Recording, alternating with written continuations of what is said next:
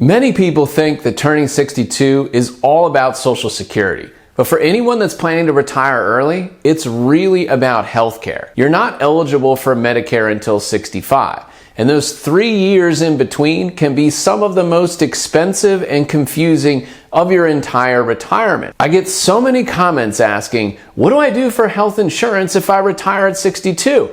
And it's a great question. Because without a plan, you could easily pay $20,000 to $30,000 per year out of pocket before Medicare even starts. Well, in this video, we're going to walk through how to bridge that healthcare gap between 62 and 65 without draining your savings, using strategies that smart retirees use every day. Here's the reality. When you retire at 62, you lose your employer health coverage, but you're still 3 years away from Medicare, and that's what we call the healthcare gap, and it can get expensive very fast. The average 62-year-old buying coverage through the open ACA marketplace, called Obamacare, pays between $800 and $1,200 a month. For a couple, that's $20,000 to $30,000 a year before you even include deductibles and copays. But here's what most people don't realize. Those premiums aren't fixed. They're based on your modified adjusted gross income, your MAGI. That means if you can control how much income shows up on your return,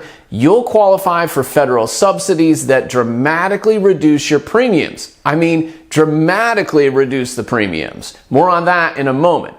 So what should you do if you retire early and don't have access to Medicare? If your spouse is still working, it might make sense to switch to their plan. This may sound obvious, but there are many people who don't even explore this option. Maybe you did the initial analysis between the two plans when both of you were working, but once one of you retires, you want to analyze the remaining working spouse's plan. It may potentially be less expensive than going to the open marketplace. Explore this option first. You've probably heard that you should delay touching your Roth IRA or HSA as long as possible to let it grow tax-free. But if you retire before Medicare age, those accounts can be your best friend. Withdrawals from a Roth IRA or HSA don't count as taxable income as long as you're over 59 and a half and you follow the 5-year rules. They also don't count as provisional income, which makes your Social Security taxable. And finally, they don't count towards your MAGI, and this is what's used to determine if you qualify for ACA or Obamacare subsidies. If you can keep your MAGI within a certain range, which is roughly $20,000 to $40,000 for singles and $30,000 to $60,000 for couples, you could qualify for thousands of dollars in premium tax credits toward your health insurance. I've even seen early retirees pay little to nothing for health insurance because their income was structured the right way. Of the nearly 21 million people who were enrolled in private plans through the exchanges in 2024, 93% were receiving premium subsidies. This is what I call income engineering. You're trying to keep your income low, but not too low. That could mean using Roth withdrawals instead of 401k or IRA funds, living off HSA dollars tax-free for medical expenses, or relying on brokerage accounts or rental income that generate cash flow but little taxable income. By combining these strategies, you can bridge the healthcare gap and potentially save $10,000 to $12,000 a year in premiums simply by managing where your income comes from. Now, why did I say not too low? Well, if your income drops below 100% of the federal poverty level, you could lose access to the subsidies. That's because Medicaid could kick in. But being eligible for Medicaid depends upon the state that you're in and whether Medicaid expansion is available. That's well beyond this video. But let's take a look at a couple of examples of how you might qualify for healthcare subsidies. I've used a great calculator from the Kaiser Family Foundation to help determine if subsidies are available. Let's use it here as an example. Let's say that you're a single, non-smoking individual living in Maryland, my home state, who's retiring at 62 with a retirement income of only $22,000 because you take most of your income needs from either a Roth IRA, HSA, a brokerage account, or rental income. Well, your income is equal to 146% of the poverty level in 2025, meaning you are eligible for subsidies. The estimate is that you'll be eligible for $821 per month in subsidies as a premium tax credit. That covers 100% of the monthly cost of a healthcare plan. Did you hear that? The subsidies cover 100% of a healthcare plan. That's outstanding. So someone with potentially millions of dollars of assets could qualify for full subsidies through the marketplace if their MAGI shows 22,000 in this example. Now, what about if you're married and both of you are 62 and you retired early? Let's say you turned on Social Security early, but used Roth IRAs and HSA or rental property and brokerage accounts to fund your retirement needs. Let's say your MAGI was only $50,000 because of the 2 Social Security benefits taken early.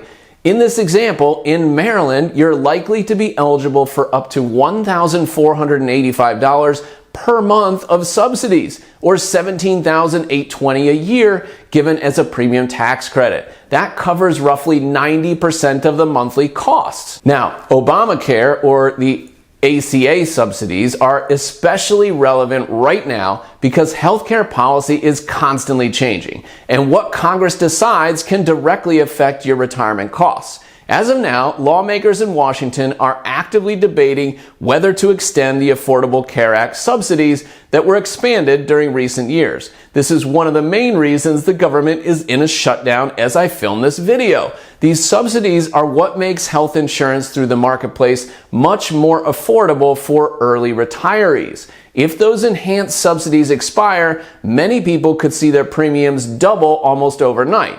For example, a couple with a modified adjusted gross income around $60,000 a year might go from paying just a few $100s a month for coverage to over $1,200 simply because of a policy change. That's why it's not just important to build out a financial plan, but to build one that's flexible enough to adapt to new legislation.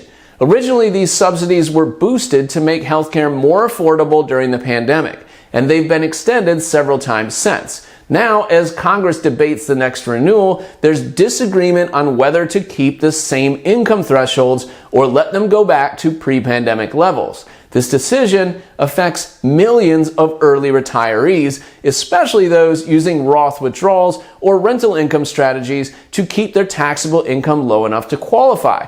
So what does this mean for you? Well, it means your healthcare strategy shouldn't be set in stone. You'll want to review it annually and pay attention not only to your investments and taxes, but also to what's happening in Washington. The best retirees are the ones who stay informed and ready to pivot. If Congress extends these subsidies again, it keeps the window open for you to retire earlier and still get affordable healthcare coverage. But even if they don't, there are other creative options like pairing COBRA coverage for a short transition period, using spousal insurance, or setting up an HSA bridge to stretch funds tax-free.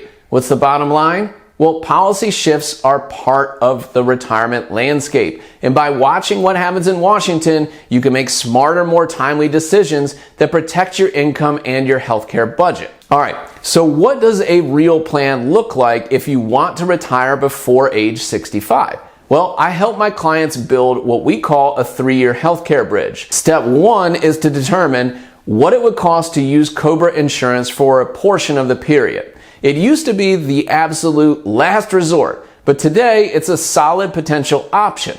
If you had qualified coverage through your employer, you can use COBRA for 18 months after your retirement. You'll still receive the group discounted insurance that was offered before, but you will no longer receive any company subsidy. So let's say that while you're working, your group family premium was $700 per month and your employer provided a $400 subsidy per month, meaning that you actually paid $300 per month for coverage. Well, if you retired and you're on COBRA, you still qualify for the discounted $700 group premium, but you don't qualify for the $400 company subsidy because you're no longer working there. A lot of times, this discounted COBRA coverage is actually less expensive than if you went into the open market to purchase your coverage. So, if you have a high MAGI above the levels of receiving ACA subsidies, COBRA might be the way to go. Step 2 is to estimate your annual healthcare costs if you do not use COBRA, and that's usually $15,000 to $25,000 for a couple. You'll want to go onto the marketplace to have a look at the different plans available. You can choose between silver and gold and bronze plans where the coverage varies depending upon what you're looking for. Step 3, you want to decide how much income that you want to show because that determines your subsidy level. You can use that KFF calculator to help you determine where you stand and what subsidies that you may qualify for. Step 4, you want to map out your withdrawals from Roth IRAs, HSAs, and brokerage accounts to meet your spending needs without triggering higher taxes and making sure you qualify for the ACA subsidies. And finally, reassess every year because even a small income change can make a big difference in your healthcare premiums. You're essentially playing offense with your income. You're using the flexibility of your retirement accounts to control what the IRS sees, and in turn, you control what you pay for healthcare. Now, every situation is different, so it's a good idea to discuss an early retirement healthcare strategy with your financial and tax advisors before implementing any of them. All right, now that you've got a roadmap, there are a few big mistakes that can blow up this plan if you're not careful.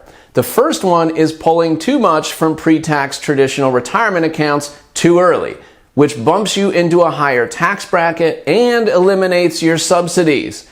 Another mistake is forgetting that Roth conversions increase your income and can wipe out healthcare credits for the year.